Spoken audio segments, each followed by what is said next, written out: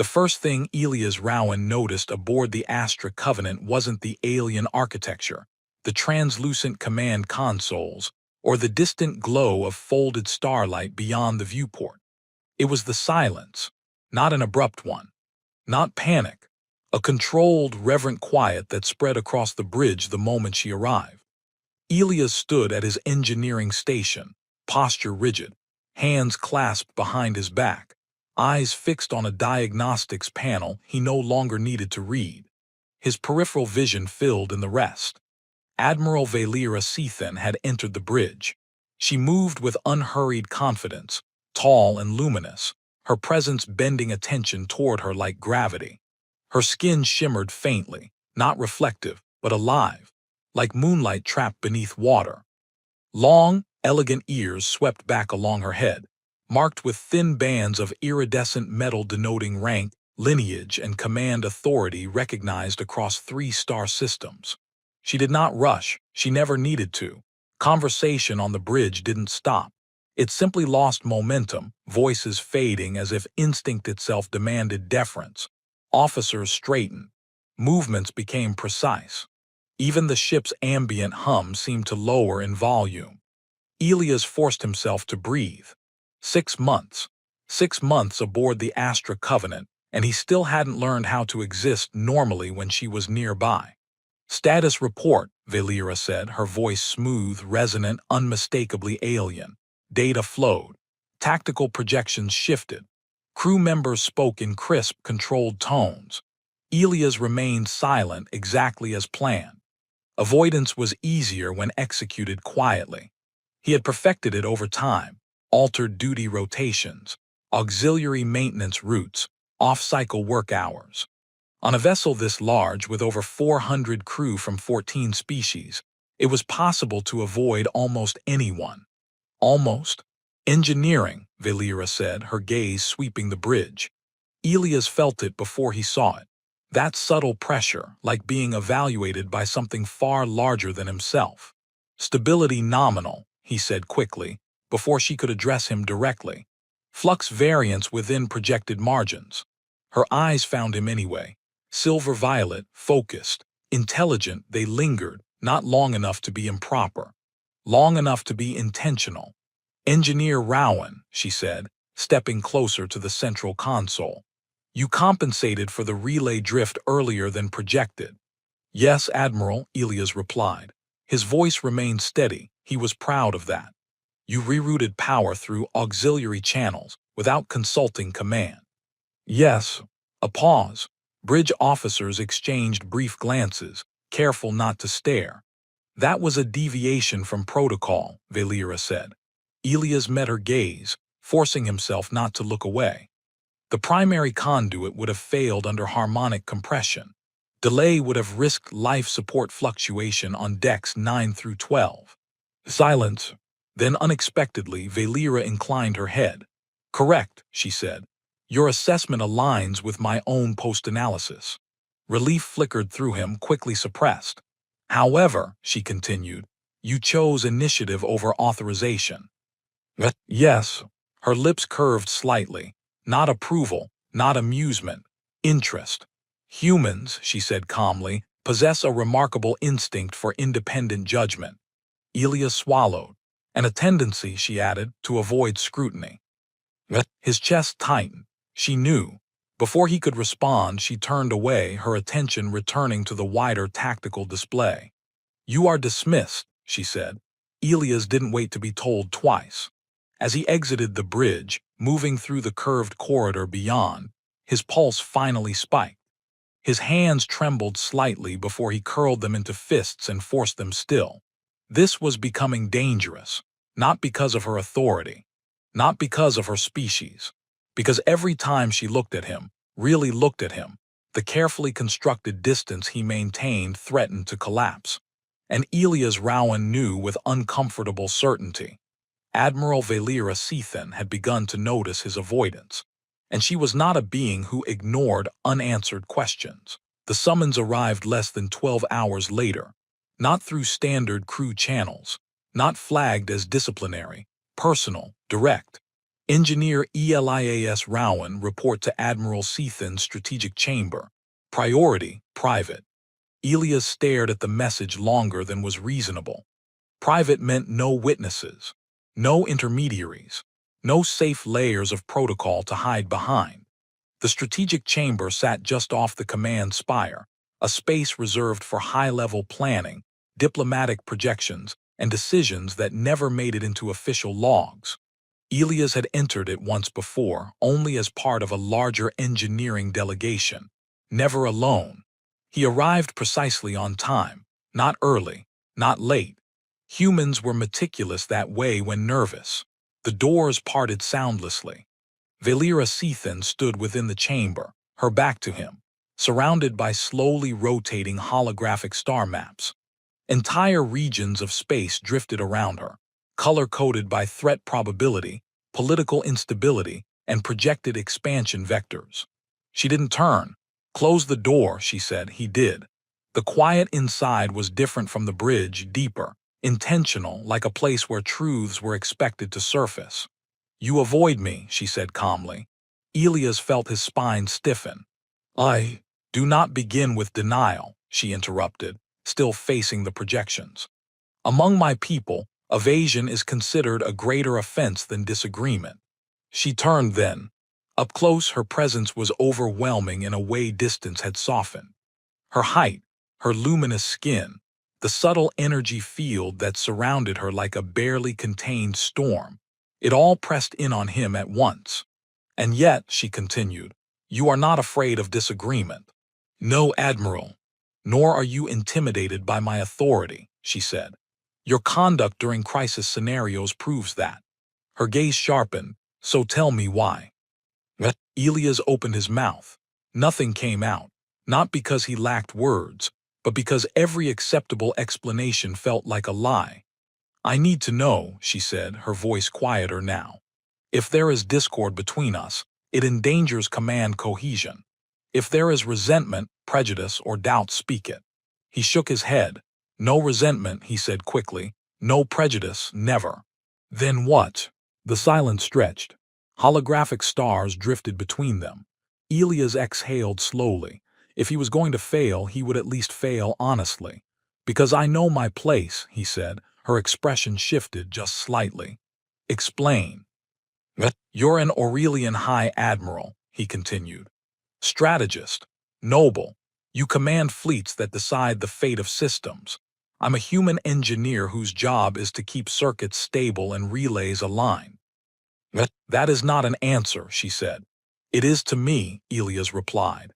"Humans were not meant to mistake proximity for entitlement." Her brow lifted.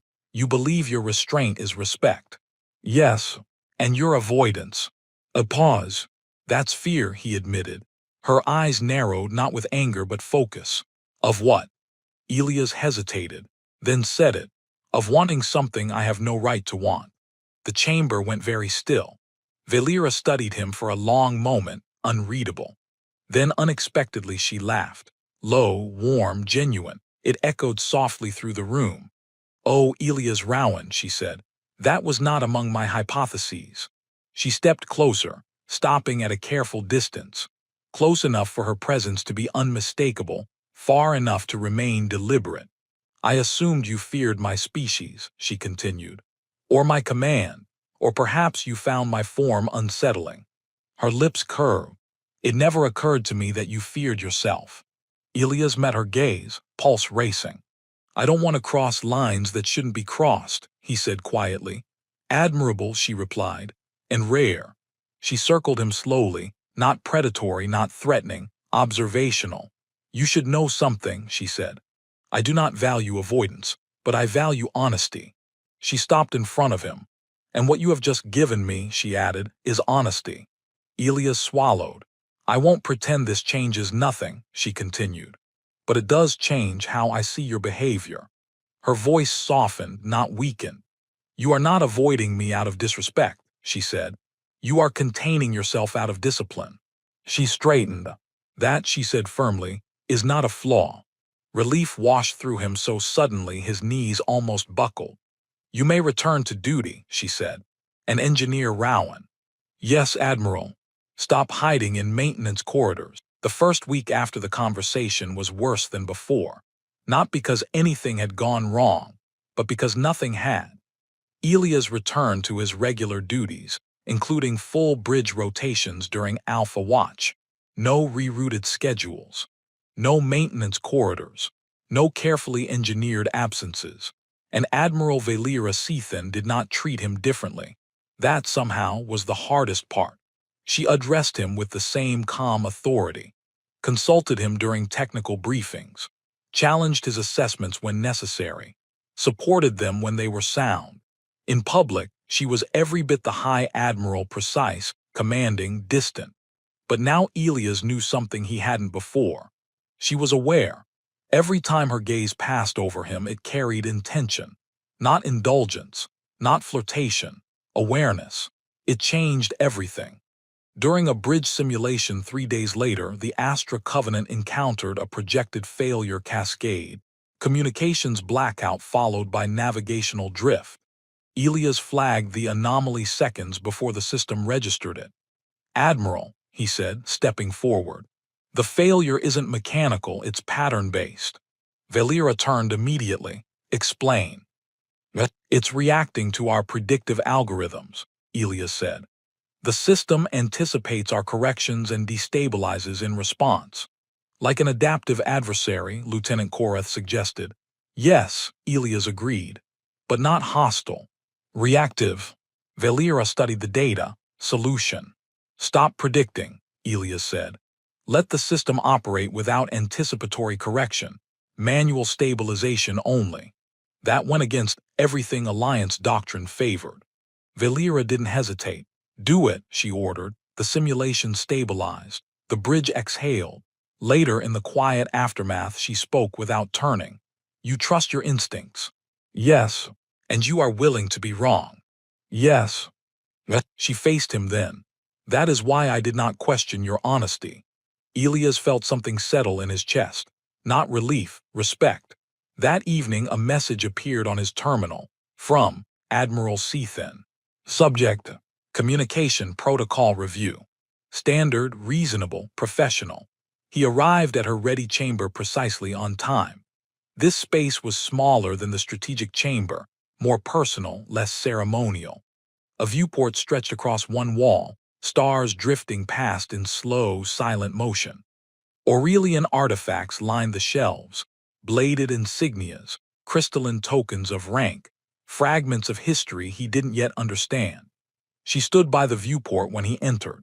Sit, she said. He did. For several minutes, they discussed relay efficiency, translation latency, and upcoming contact procedures with a minor trade species near the Perseus boundary. The conversation was focused, technical. Then, naturally, it drifted. Your people, Valera said, place great emphasis on restraint. Elias blinked. We try to. You suppress instinct in favor of ethics, she continued. Even when instinct is strong. He met her gaze. We believe wanting something doesn't justify taking it. She considered that. In Aurelian culture, she said slowly, we are taught that wanting reveals weakness. Desire is something to be mastered or denied. That sounds exhausting, Elias said before he could stop himself. The corner of her mouth curved. It is, she admitted. She turned fully toward him now, posture relaxed but controlled. You know, she said, among my people, prolonged eye contact is considered intimate. Elias froze. I apologize, he said quickly, looking away. She raised a hand. Do not. I merely find it interesting that humans do it unconsciously. Silence settled, not awkward but charged. Then she said it. We will establish boundaries. Elias looked back at her. Clear ones, she continued. We acknowledge what exists, but we do not act on it. We do not conceal it through avoidance. We maintain professionalism through awareness, not denial. She stepped closer, but stopped well short of crossing any line. This ship, she said, this crew, this mission, none of it will be compromised. Elias nodded, agreed. If the awareness becomes disruptive, she added, we speak, honestly. Yes. Another pause. This arrangement, she said quietly, requires discipline. I have that, Elias replied. Her eyes searched his face. I believe you do. The meeting ended shortly after, efficient, proper. As Elias left the chamber, walking through the boundaries held. That surprised Elias more than anything else. Days turned into weeks and their arrangement, acknowledged attraction, uncompromising professionalism, didn't fracture under pressure. If anything, it sharpened everything around it. Elias worked better. Not because the attraction faded, but because it no longer gnawed at him from the shadows. He could focus. He could speak freely in briefings. He could challenge projections without worrying that his presence alone was a complication. And Admiral Valera Sethan changed. Not in ways the crew could easily articulate. Not in ways that showed up on performance metrics or after-action reports. But Elias noticed. She delegated more. Listened longer before deciding. Asked questions that weren't strictly necessary for command efficiency. Questions about reasoning, about perspective, about why a human might approach a problem from an unexpected angle. It began during a long-range mapping operation near the edge of Alliance space. The Astra Covenant encountered a region of distorted subspace, nothing dangerous, but unpredictable. Standard procedure recommended rerouting around it. Elias disagreed. If we avoid it, he said during the briefing, we lose valuable data. The distortion isn't random, it's structured. Structured how? Valera asked. Like something that formed gradually, Elias replied. Not an anomaly, a process. The room waited. Proceed, she said. They entered the distortion field slowly. Sensors flickered. Translation algorithms stuttered. But Elias adjusted on the fly, adapting rather than correcting, allowing the system to learn instead of dominate. The ship stabilized. When they emerged, the data they carried rewrote several assumptions about subspace evolution. Later, alone in her ready chamber, Valera stood by the viewport, reviewing the findings. You approach uncertainty differently, she said. We don't see it as an enemy, Elias replied. More like a conversation. She turned to him, intrigued. You speak to chaos. He smiled faintly. We listen first. She was silent for a long moment.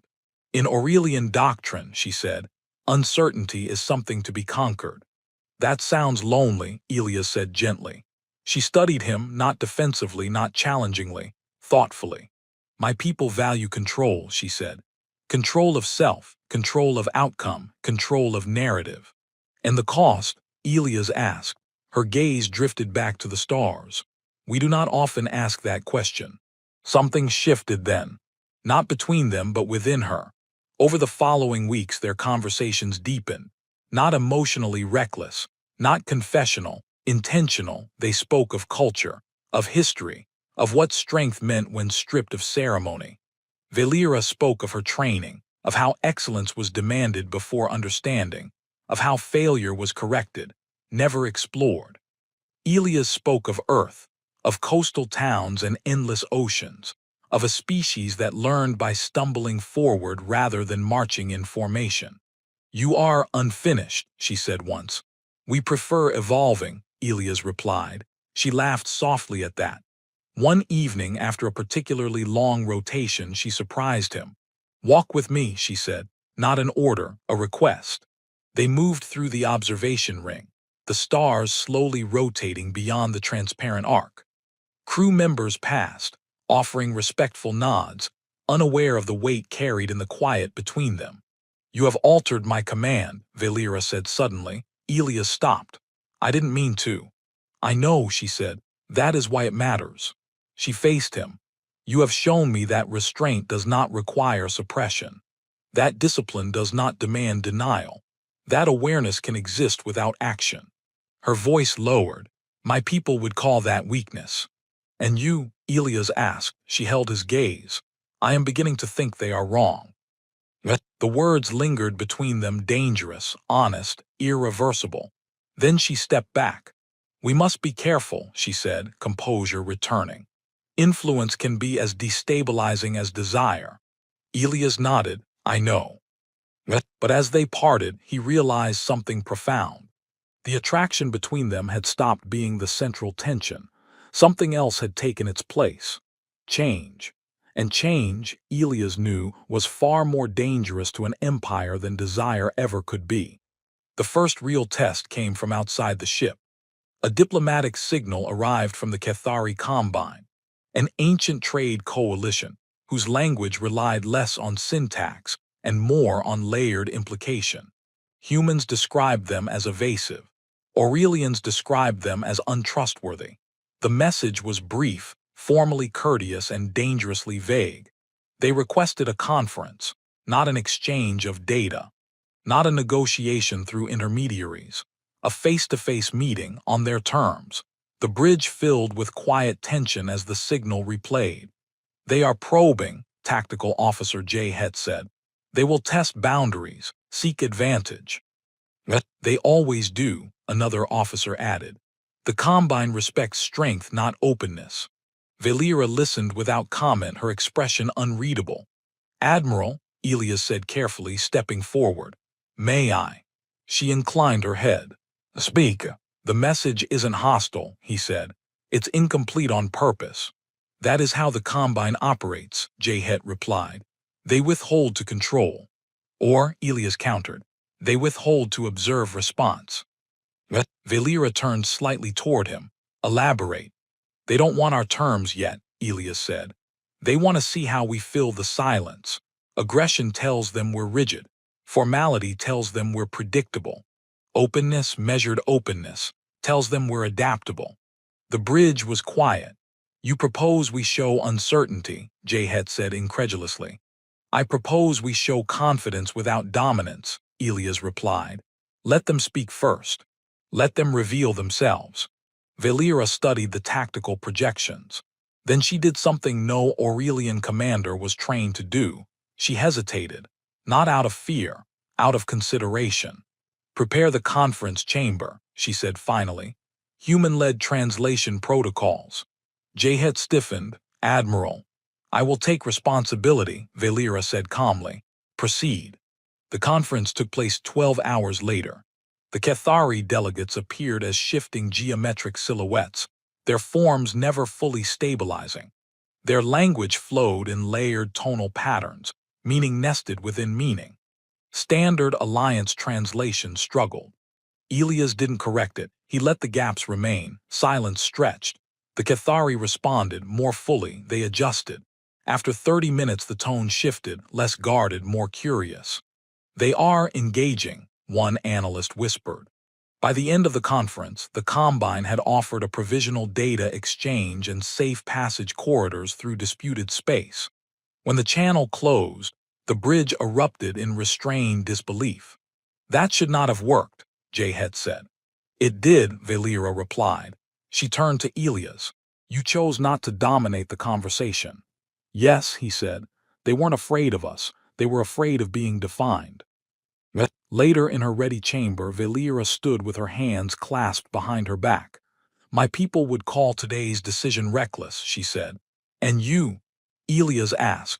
She looked at him, really looked at him. I call it effective, she said. And liberating. She exhaled slowly.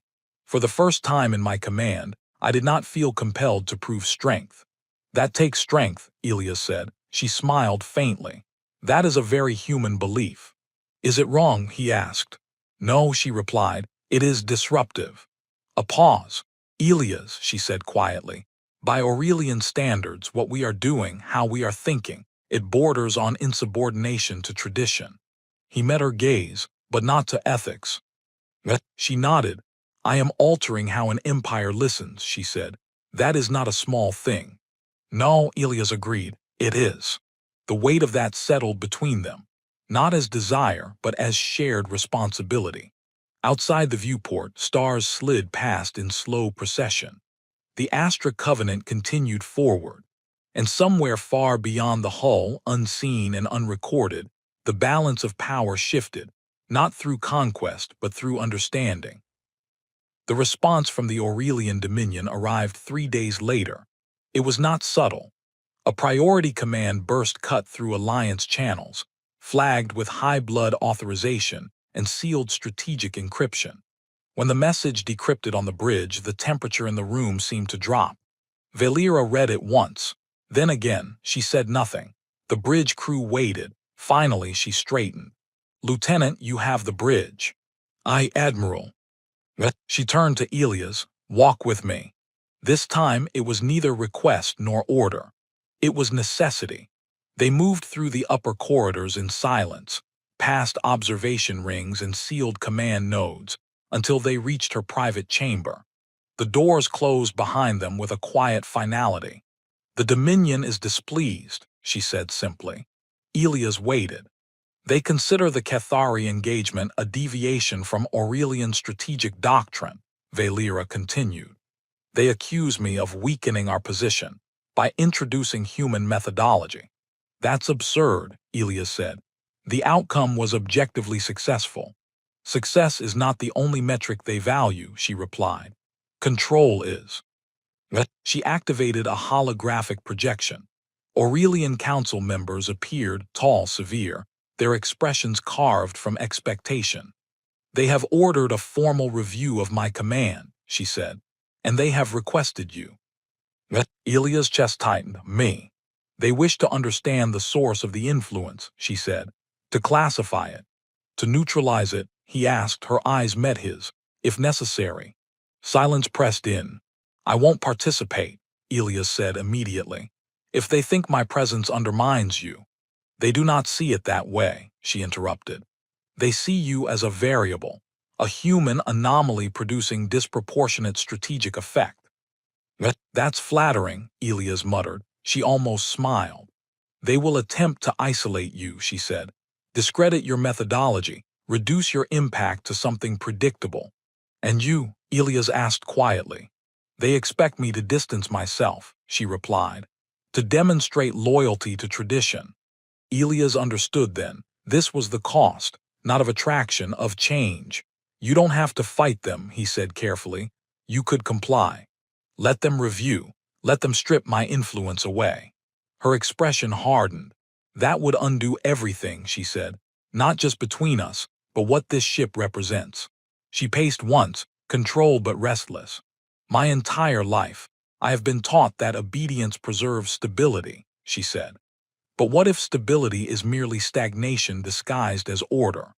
Elias stepped closer, not touching but present. "You're not alone," he said. She stopped pacing. "I know," she replied, "and that is precisely why they are concerned." The council session occurred 48 hours later. Valera stood before the Dominion's holographic tribunal, posture flawless. Elias stood beside her, deliberately unadorned, no insignia beyond alliance rank. They questioned him, not aggressively, clinically. "Human engineer Rowan," one counselor intoned. "Do you deny influencing an Aurelian High Admiral's command decisions?"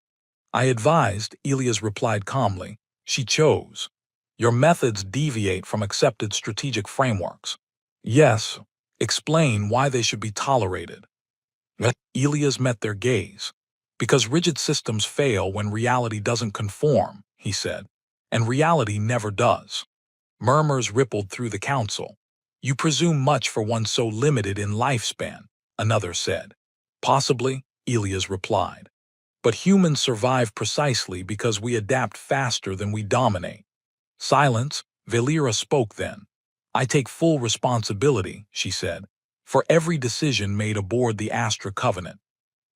Her voice was steady, unyielding. "If the Dominion considers adaptability a threat," she continued, "then perhaps the threat is not humanity, but our unwillingness to evolve." The council recessed. When the channel closed, the chamber felt suddenly smaller. "They may remove me," she said quietly. Elias exhaled. "Then they'll be wrong."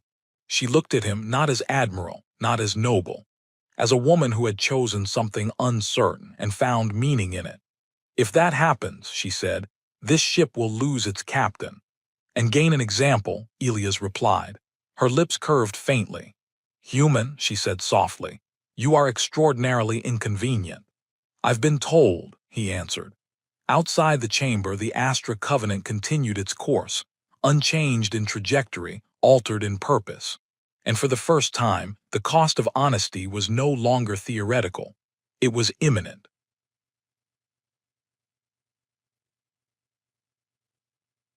The decision did not arrive as a verdict. It arrived as silence. 3 days passed with no response from the Aurelian Dominion. No follow-up summons, no censure, no reassurance. For an empire that valued control, the absence of instruction was its own kind of pressure. Valera maintained command as if nothing were wrong. Orders were issued. Missions continued. The Astra Covenant moved steadily along its plotted course. But Elias saw the difference. She slept less, spent longer hours alone in her ready chamber, stood at the viewport more often, staring into the starfield as if searching for an answer written in light. On the 4th day, the message arrived. Not from the Dominion, from Alliance Command. Authorization, Special Dispensation, Joint Command Continuity approved. Rationale, Operational Excellence /INTERSPCIES Adaptive Success. Status, Admiral Cethan RETAINS Command. Elias read it twice, then ran. Not literally, he still knew better than that, but he moved faster than decorum allowed as he made his way to her ready chamber. She was already there, standing very still, message projected before her. They overruled the Dominion, she said quietly.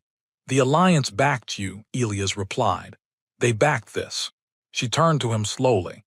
In my culture, she said, this would be seen as humiliation, to be preserved by external authority rather than internal approval. And to humans, Elias said, it looks like progress. A breath escaped her, half laugh, half disbelief. They valued outcome over orthodoxy, she said. Adaptation over lineage. Yes, she stepped closer, not enough to break their boundary, enough to acknowledge its presence. I expected to lose command, she admitted. I was prepared to accept that cost. And instead, Elias said, you changed the rules. No, she corrected gently. You showed me that the rules were already changing. Silence settled between them, heavy, meaningful. This ship, she said, has become something the Dominion did not intend. A bridge, Elias said. She smiled at that, fully this time. Yes, she agreed, a bridge. She studied him for a long moment, her gaze searching, not evaluating, not commanding. Understanding. You should know, she said finally, that the Dominion has marked you as a catalyst. That sounds ominous. It is, she said calmly, but also historic. Elias nodded slowly. I didn't set out to challenge an empire, he said. I just didn't want to lie. Her expression softened. That, she said, may be the most dangerous motive of all. Later that day, Valera addressed the senior crew. She spoke of continuity, of trust, of the value of diverse thought, of why the Astra Covenant had succeeded where others hesitated. She did not mention Elias by name. She didn't need to. When her gaze found him among the officers, the acknowledgement passed between them without words. They had crossed something together, not a line, a threshold. That evening, Elias stood alone in the observation ring, watching stars stream past in silent procession. He felt no triumph, only clarity. He had not risen above her. He had not claimed her. He had not altered her through desire. He had stood beside her, and that had been enough to change the course of something vast. Behind him, footsteps approached. I thought I'd find you here, Valera said. He turned. For a moment, neither spoke. Then she said quietly, the Dominion will watch us more closely now. So will history, Elias replied. She considered that. I once believed strength meant standing alone, she said. Now I understand it may mean choosing who stands with you. Their eyes met. The attraction still existed, unresolved, unacted upon. But it was no longer the center of the story. What bound them now was something far more enduring. Shared consequence. Shared choice. The Astra Covenant did not celebrate its survival. There were no ceremonies, no declarations of victory, no speeches carved into Alliance archives with triumphant language. It simply continued. That, Elias thought, was the most human thing about it. Weeks passed. The political pressure eased into distant background noise. The Dominion watched. The Alliance evaluated.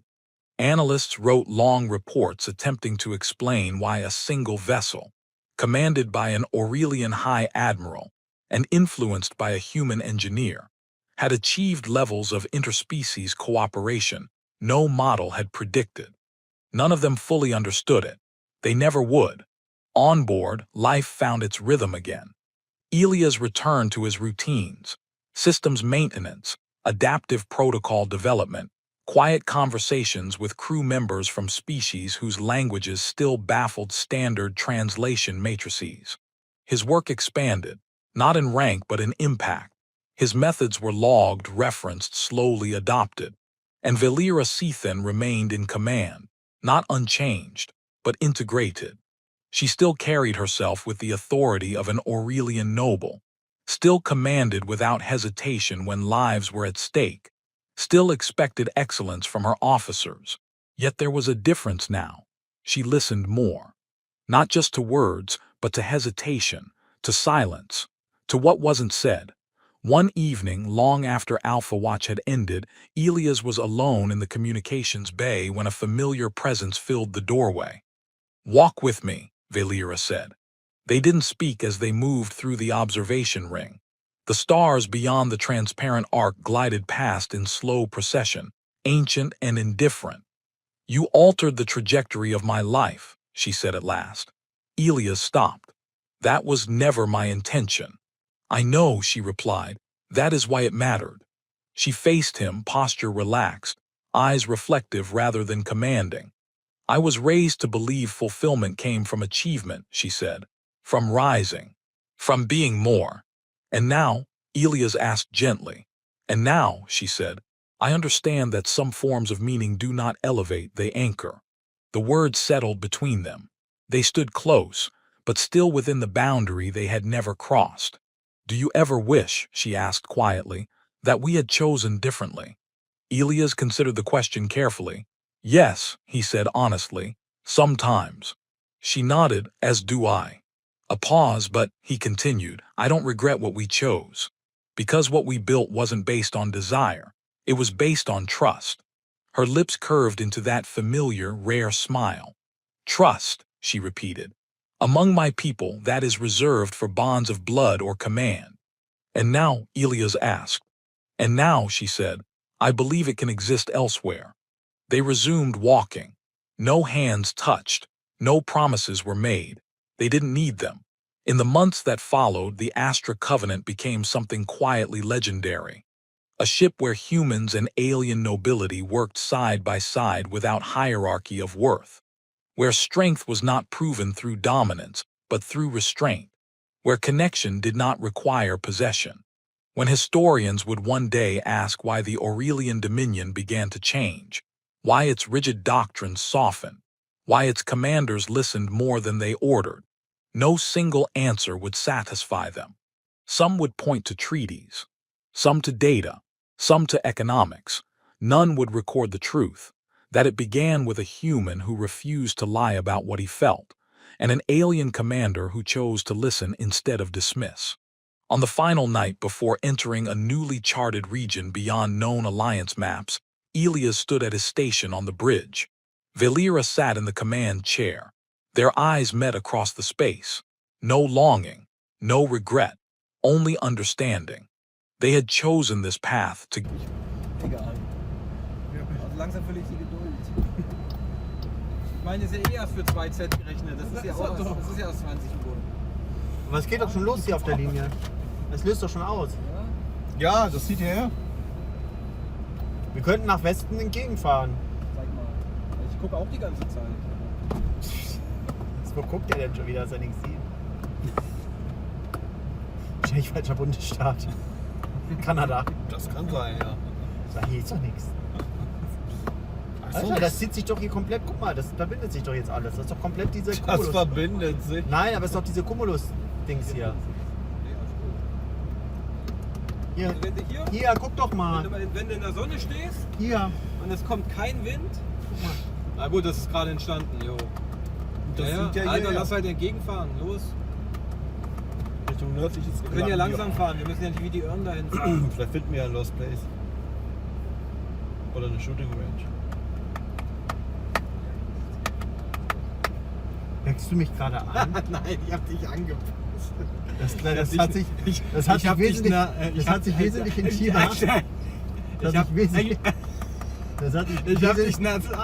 sich wesentlich intimer angefühlt als ein Husten.